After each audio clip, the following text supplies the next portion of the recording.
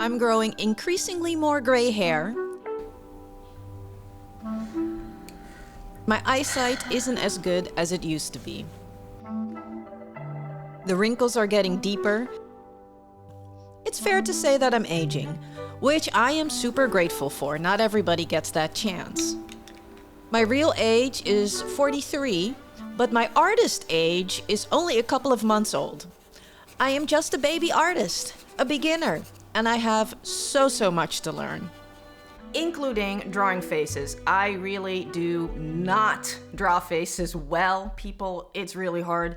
So I went to the library yesterday and I got 2 books, Artistic Pencil Portraits Step by Step by Justin Maas, and then Drawing Portraits for the Absolute Beginner by Mark and Mary Willenbrink. And I'm practicing. So I started last night. I was practicing and at the same time watching a documentary. If you're into true crime, then you probably already know about the mushroom murders. The story is wild. And this morning I woke up and I'm like, I have to draw this lady in my art journal. I only watched 1 episode. I think there's 3 episodes on. So anyway, I rolled out of bed and I went to my art journal right away. With what I learned yesterday, I'm now trying to draw her and it's going okay. Well, no, it's not going all that great, but it's okay because I'm a beginner. This idea of your artist age helped me shift my perspective on my art journey. Because when I started taking art seriously just a couple of months ago, I couldn't help but think that I was starting this a little too late in life.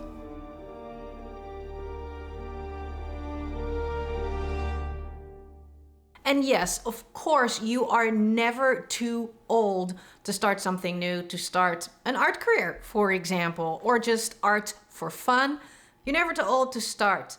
I definitely know that, but knowing that is a little bit different than feeling it. There's a little bit of a disconnect there. And I think it's also because of society views our accomplishments through the lens of age, right? So in your 40s, you need to have your ish together and you need to know what you want to do. And that what you want to do, you need to be relatively good at it already. That's what society expects from you. Certainly not to be at the beginning stages of something that is conceivably a lot easier to learn when you're younger. The past 5 weeks, I've been going through my first course on New Masters Academy. That's an online art school. And as I go through the exercises of Drawing Fundamentals 1, I feel like I should be better than this by now. It feels cringy to have to start from the very basics. And it's also slightly embarrassing to share that online, but I do it anyway. I realize that when it comes to our art, your age doesn't matter at all. What does matter is your art age. Your art age determines your skill level that you have at any moment in time. Last year, I started my art journey. And last year is actually just last week. And also, Happy New Year, Happy 2026 to everybody, to you. May this year be amazing in all aspects of life for you. So, my art journey. Starting last year, I started with my own DIY art school, and as part of that, I'm doing a course or courses, multiple courses on the website New Masters Academy. And I just finished the first course, Drawing Fundamentals 1, and then the ending drawing or the last assignment was to make a still life. And I have never in my life made a still life. And it was just so much fun.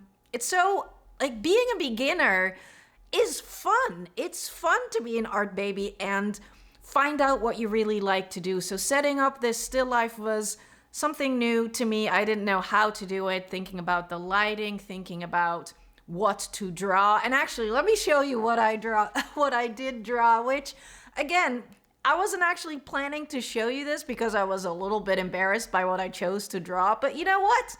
It doesn't matter. I'm gonna show you anyway, show you what it's like to be a beginner. And this little house thing, little grachtenhuisje. Makes me think of home. It's a little memento from a airline that you get. Cool, huh? And a book and some leaves of my dying plant over here. First, we had to make a whole bunch of thumbnails, 20 in total, to figure out what the composition is and do that in 3 values. And then after that, actually make the still life. I chose graphite to make my still life with. I think the intent was to use charcoal, but I don't have charcoal and I'm just using what I have. And then these were the thumbnails that I made. I did some in landscape, some in portrait. I also swapped around the objects a little bit, different vantage points, different lighting. And this is the final result. Today I'm moving on to the next course that I want to do, and that is Drawing Fundamentals and Perspective. Is that what it's called? Oh, Fundamentals of Drawing and Perspective. And again, I'm just starting to learn, trying not to be too hard on myself as I go through the assignments and try my very, very best to get better. Your art age is how long you've actually practiced your art consistently. And if you're like me, your art age is super young, like I said, only a couple of months old. That means that you are 100% absolutely allowed to suck at it if you're that young in your art age. You're allowed to be a beginner and you're allowed to share that messy journey if you so desire. Don't be afraid of showing yourself trying. Allow yourself to be bad. Allow yourself to have no idea what you're doing, but loving it anyway and sharing that. Getting back in touch with that feeling when you were young and you were in love with everything you made. The joy of being at a very young art age. The challenge about learning something new at, shall I say, a big age is that you've already lived a lot of life, right? You have skills. You're competent in various different parts of your life, and that makes you feel confident and you're just good at things that you've done for a long time. However, this new thing, you're not competent, right? You haven't done it before, so that makes it feel uncomfortable. It makes it that your confidence is a little bit less than it was or is with the things that you know how to do. And in this case, for me, with my art, it's the exact same thing. Something so simple as sharpening my pencil, I now feel not very confident in because I learned this new way of sharpening my pencil instead of just using a pencil sharpener, using a knife to make the pencil, the graphite stick out more, right? So that you have more surface area of your graphite to vary the line with more easily. So now I'm using a knife and sandpaper to do my sharpening. It's new, it's uncomfortable. It makes you feel, like a beginner. But on the other hand, feeling like a beginner, that beginner mindset is also full of curiosity, and that's so much fun.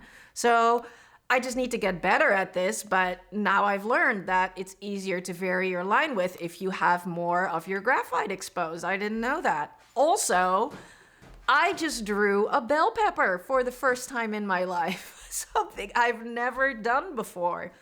It's an uncomfortable feeling to be clumsy and not really knowing what you're doing with your new thing that you're trying, especially later in life, because there is that pressure to become good at it really, really fast or have some magical, fantastical skill already because you're super talented at this thing. And for me, neither one is the case. I'm not gonna do this fast. It's gonna take a long time.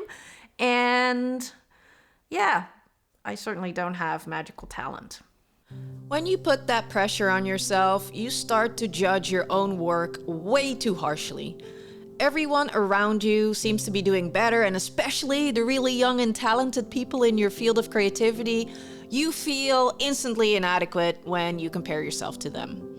Don't do that, okay? Just don't compare yourself. It'll make you want to hide your work, and that's not fair to yourself. And honestly, it's unfair to all the people that you could have inspired and all the people that are now missing out on your creations. And let's not get it wrong. By calling yourself an art baby or recognizing that your art age is really, really young, that doesn't mean that you are less than or not as good or not as fantastic as a established artist. It's not to make you feel small. It's actually the opposite. Recognizing that you are at a young art age, it gives you the permission to practice, to draw the same thing over and over and over again, to get better, to be messy, to experiment, and yes, also to practice out loud in public, to show your journey and to progress. It's so cool to see your own incremental progress and also to share that with others so they can be inspired by you. Listen, at 43, I am not at all interested in bullying myself about my lack of experience in my art. I've been bullied enough in other areas of my life in the past. And also, the older I get, the less I care about what others think of me. And I need to keep that in mind with my art as well, even though it's a little bit hard in that area. And being a beginner at anything doesn't mean that you're incapable. It means that you're early in your journey and you will become capable sooner than you think. But you need to allow yourself the time to grow, and you need to allow yourself to be a beginner.